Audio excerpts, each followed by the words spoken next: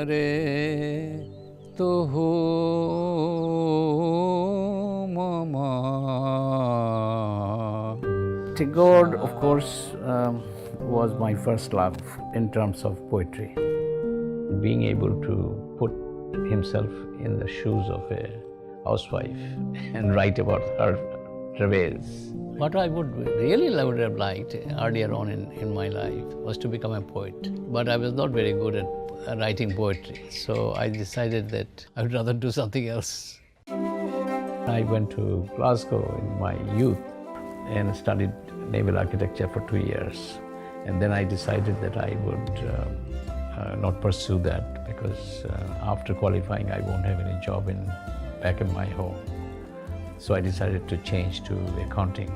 That was also a time that I became very interested in European literature, English literature, even architecture.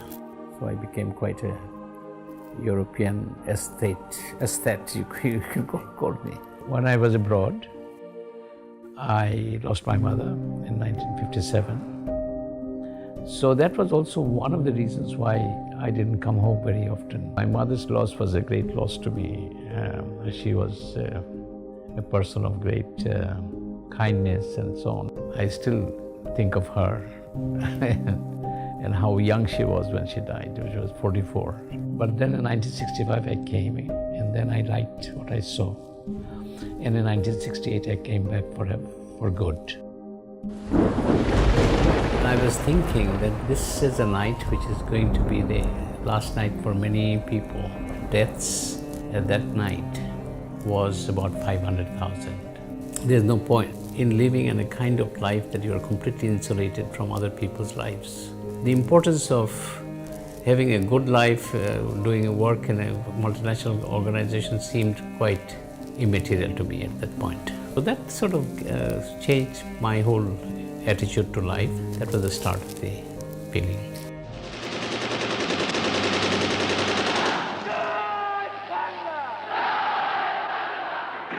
The uprising was man-made. The Pakistan army is sort of cracking down on people of Bangladesh.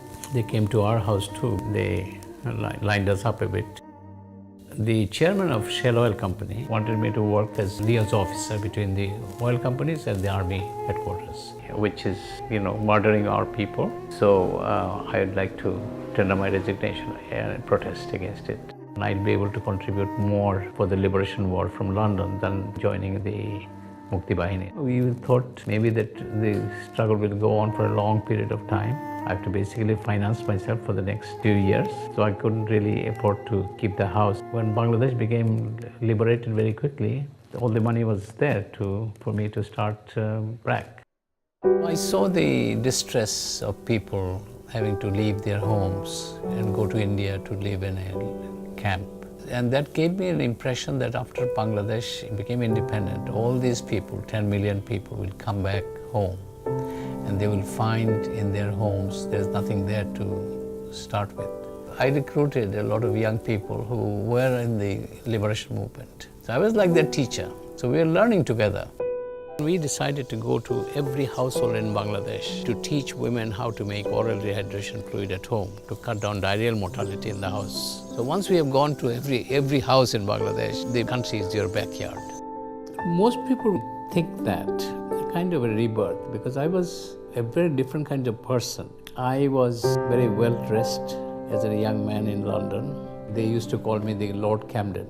So most people didn't think that the kind of life I later on led, going into villages, working with poorest people, they didn't think that Abed is that kind of person at all. Although I don't see a great deal of change in the sense that I still like to dress up in good clothes and things like that. I still like to listen to good music and so on. In my mind, the most important things is what I do. My wife was also involved in work. So it was a very wonderful opportunity for BRAC to grow in leadership, which is provided by two people, not only me, but also my wife. She was a very impressive figure. We were both going to Harvard as visiting scholar. She was like a mother figure in BRAC. She used to come to Maniganj quite a bit, and then she used to work with these rural artisans. And when she died, we decided to develop a foundation in her name called Abed Foundation, and which provides employment opportunities for poor artisans in rural Bangladesh. I was devastated by the loss of my wife, but then gradually over time, I got into BRAC again. Giving attention to women and girls is very important. As to how to bring about change in women's lives so that they can produce children without having to die for it. When I think about Bangladesh, I think about everybody. Not everybody is enjoying Rabindranath, not everybody is enjoying the great literature and the great culture that Bangladesh has. But I think everybody has got the right to have this experience. So if you say that BRAC has helped people in poverty alleviation, BRAC hasn't done much other than healthcare or finance, loans and given things like that. It's the poor people who have worked very hard to get themselves out of poverty. It was in 2001 when the head of Apple, Steve Jobs, I went to have dinner with him, and Steve asked me, why did it take BRAC 30 years to come out of Bangladesh?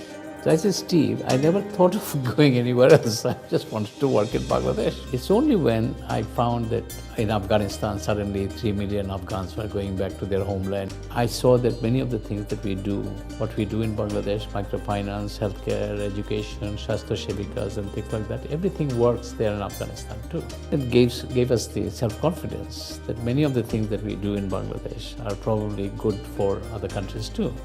I consider myself as a global citizen and I'm ready to help in any country which needs BRAC.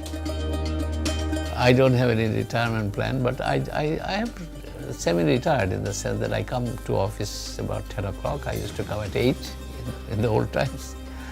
And I used to go home at 7. I go home at 7, but then I take a rest in the afternoon.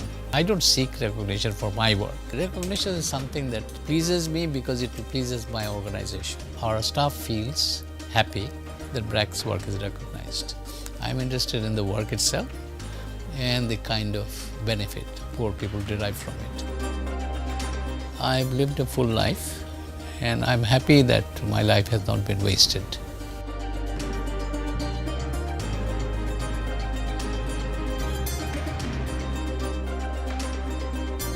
My legacy is, of course, BRAC, but BRAC needs to go on being relevant to the lives of the people.